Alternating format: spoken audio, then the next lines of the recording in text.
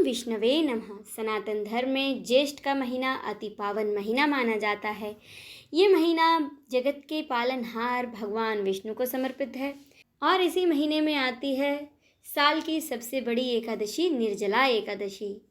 इस व्रत की महिमा विष्णु पुराण समेत कई अन्य प्रमुख शास्त्रों में निहित है। कहते हैं कि निर्जला एकादशी व्रत करने से साधक को सभी एकादशी व्रत के बराबर पुण्य फल प्राप्त हो जाता है। आज के इस वीडियो में हम जानेंगे कि साल 2025 में निर्जला एकादशी का व्रत किस दिन रखा जाएगा, एकादशी की तिथि कब से कब तक है, इस दिन के शुभ मुहूर्त क्या हैं, इसकी पूजा विधि, साथ ही हम पाठ करेंगे इसकी व्रत कथा का। सबसे पहले आज के वीडियो में हम पाठ करेंगे निर्जला एकादशी व्रत कथा का। इसके बाद हम जानेंगे इसकी पूजा विधि और अंत में हम जानेंगे इसके शुभ मुहूर्त।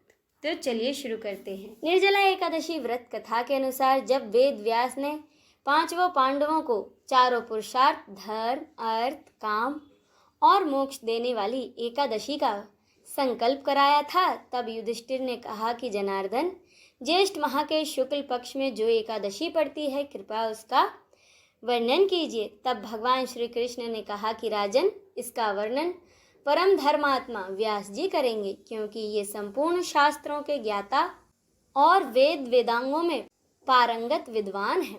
तब वेद व्यास जी कहने लगे कि कृष्ण और शुक्ल पक्ष की एकादशी में अन्न खाना वर्जित है। द्वादशी को स्नान करके पवित्र होकर फूलों से भगवान केशव की पूजा करें, फिर पहले ब्राह्मणों को भोजन दें, अंत में स्वयं भोजन करें। यह सुनकर भीमसेन बोले, परम बुद्धिमान पितामह, मेरी भी उत्तम बात सुनिए।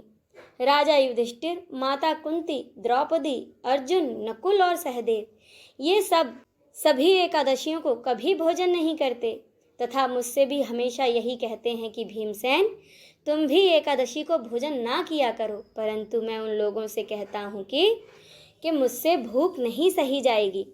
भीमसेन की बातें सुनकर वेद व्यास जी ने कहा कि यदि तुम नरक को दूषित समझते हो और स्वर्गलोक की प्राप्ति चाहते हो, तो दोनों पक्षों की एकादशी के दिन भोजन कभी न करना।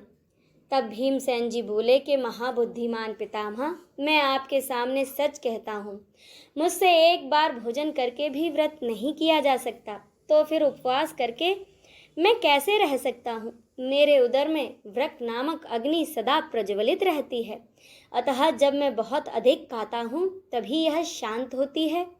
इसीलिए हे महामुने, मैं पूरे वर्ष में केवल एक ही उपवास कर सकता हूँ, जिससे स्वर्ग की प्राप्ति सुलभ हो तथा जिसके करने से मैं कल्याण का भागी हो सकूँ। कोई ऐसा एक व्रत निश्चय करके मुझे बताइए, मैं उसका यथोचित रूप से पालन करूँगा। तब वेद व्यास जी ने कहा कि हे भीम, ज्येष्ठ माह के सूर्य वृष राशि पर हो या मिथुन राशि पर शुक्ल पक्ष में जो एकादशी हो, उसका पूरे यत्न पूर्वक निर्जला व्रत करो। इस एकादशी में तुम केवल मुख में कुल्ला और आचमन करने के लिए ही जल डाल सकते हो। उसको छोड़कर किसी प्रकार का जल विद्वान पुरुष मुख में न डाले, अन्यथा व्रत भंग हो जाता है। एकादशी को सूर्योदय से लेकर दूसरे दिन सूर्योदय तक जल का त्याग करें तो यह व्रत पूर्ण होता है। इसके बाद द्वादशी को प्रातःकाल स्नान करने के बाद ब्राह्मणों को विधि पूर्वक जल और स्वर्ण दान करें। इस प्रकार सब कार्य पूरा करके जितेंद्रिय पुरुष ब्राह्मणों को भोजन कराने के बाद ही भोजन करें। वर्ष भर में जितनी एकादशी होती हैं, उन सब का फल इस निर्जला एकादशी के व्रत करने मात्र से ही प्राप्त हो जाता है, इसमें तनिक भी संदेह नहीं। शंख, चक्र और गदा धारण करने वाले भगवान केशव ने मुझसे कहा था कि यदि मानव सबको छोड़कर एकमात्र मेरी शरण में आ जाए और एकादशी को निराहार रहे, तो वह सब पापों से छूट जाता है। हे कुंती नंदन, निर्जला एकादशी के दिन श्रद्धालु स्त्री पुरुषों के लिए जो विशेष दान और कर्तव्य विहित हैं, उन्हें सुनो। इस दिन जल में शयन करने वाले भगवान विष्णु का पूजन और जल में धेनु यानी कि पानी में खड़ी गाय का दान करना चाहिए। सामान्य गाय या घी से बनी गाय का दान भी किया जा सकता है। इस दिन दक्षिणा और कई तरह की मिठाइयों से ब्राह्मणों को संतुष्ट करना चाहिए। उनके संतुष्ट होने पर ही श्रीहरि मोक्ष प्रदान करते हैं।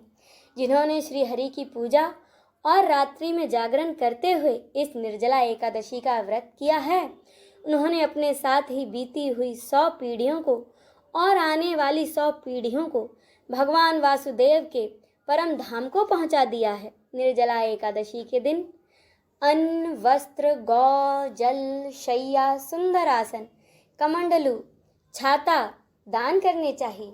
और जो श्रेष्ठ तथा सुपात्र ब्राह्मण को जूता दान करता है, वह सोने के विमान पर बैठकर स्वर्ग लोक में जाता है।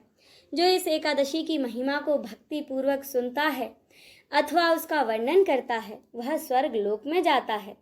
चतुर्दशी युक्त अमावस्या को सूर्य ग्रहण के समय श्राद्ध करके मनुष्य जिस फल को प्राप्त करता है, वही फल इस एकादशी की कथा को सुनने से भी मिलता है।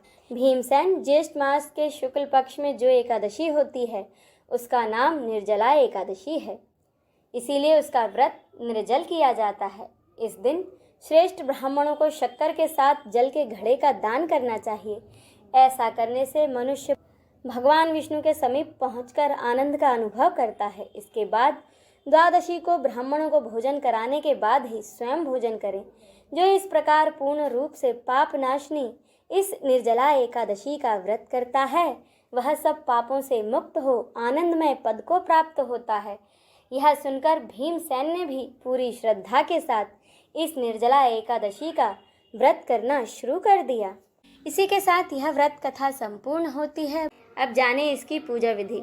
निर्जला एकादशी के दिन सुबह ब्रह्म मुहूर्त में उठकर स्नान आदि से निवृत्त होकर घर के मंदिर की अच्छे से साफ सफाई करें। भगवान विष्णु का ध्यान करते हुए व्रत का संकल्प लें। अब एक चौकी पर या घर के मंदिर में पीला कपड़ा बिछाकर उस पर भगवान विष्णु की फोटो या फिर मूर्ति की स्थापना करें। अगर आपके पास मूर्ति है तो आप उसका जलाभिषेक करें। भगवान विष्णु का पंचामृत सहित गंगा जल से अभिषेक करें। इस दिन विशेष रूप से भगवान विष्णु को पीली चीज़ें अर्पित करें। भगवान विष्णु को पीले चंदन का तिलक करें, पीले फूल अर्पित करें, घी का दीपक जलाएं। संभव हो तो विष्णु सहस्त्र नाम का पाठ करें। निर्जला एकादशी व्रत कथा का पाठ करें। इस दिन ओम नमो भगवते वासुदेवाय इस मंत्र का जाप करें। पूरी श्रद्धा के साथ अंत में भगवान विष्णु लक्ष्मी की आरती करें। भगवान विष्णु को तुलसी दल मिलाकर भोग अर्पित करें। लेकिन याद रखें कि एकादशी तिथि पर तुलसी पत्र नहीं तोड़े जाते हैं, इसीलिए आप दशमी तिथि पर ही तुलसी पत्र तोड़कर रख लें। अंत में भगवान से पूजा में हुई गलतियों के लिए क्षमा याचना अवश्य करें। पंचांग के अनुसार ज्येष्ठ माह के शुक्ल पक्ष की एकादशी तिथि की शुरुआत होगी 5 जून की रात 2:15 पर, यानी कि 6 जून 2:15 AM पर इसकी शुरुआत होगी और इसका समापन होगा 7 जून को सुबह 4:47 पर। उदय तिथि के अनुसार एकादशी का व्रत 6 जून को रखा जाएगा। एकादशी व्रत का पारण किया जाएगा 7 जून को दोपहर 1:44 से 4:31 के बीच में। जय श्री कृष्ण।